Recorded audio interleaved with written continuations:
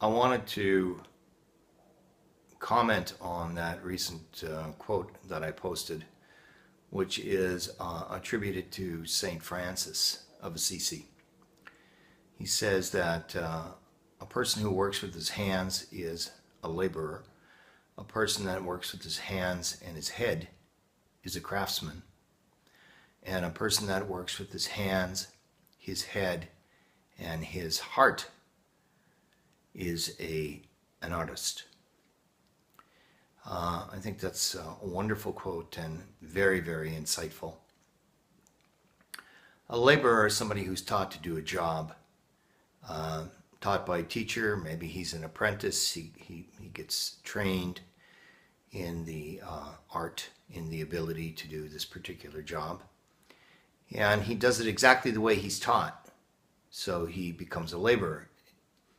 Does it have value? Yes, of course. Because the job gets done and it gets done according to code, according to specifications. We're all happy. But a person who uses not just his hands, but his brain as well, his head as well, begins to analyze things and to look at things from a different perspective and to figure out better ways, better methods of doing things, and also to improve upon the way he's been trained.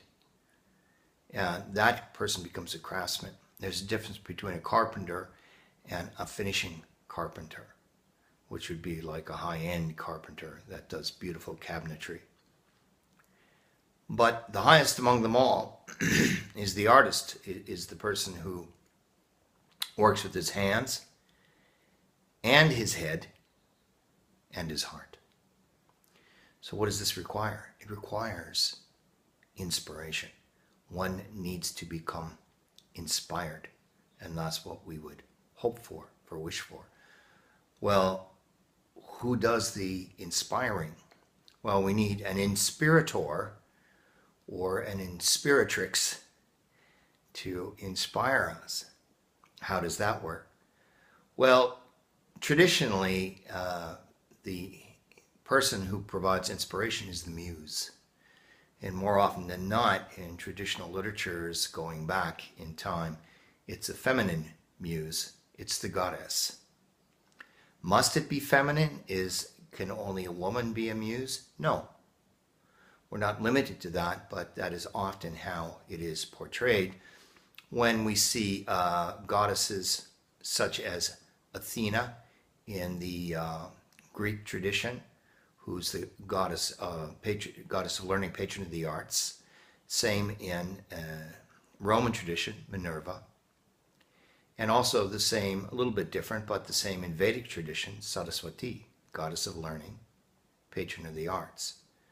Now we could also include in the Vedic tradition Lakshmi, the goddess of fortune, Radha, the goddess of love, who is Krishna's consort.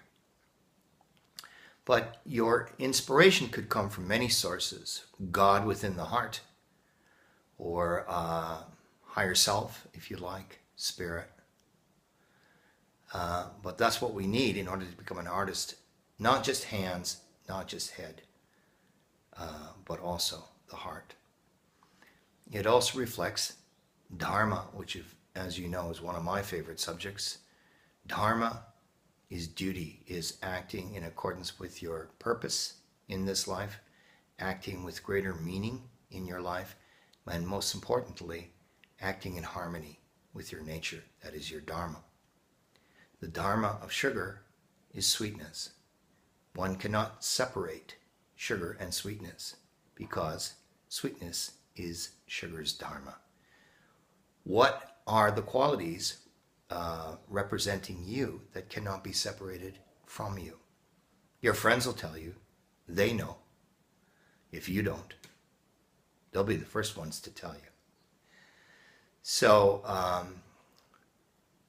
we can become far more inspired and do things on an artistic or creative or more beautifully expressive level if we are acting, when we are acting in harmony with our Dharma, our life purpose.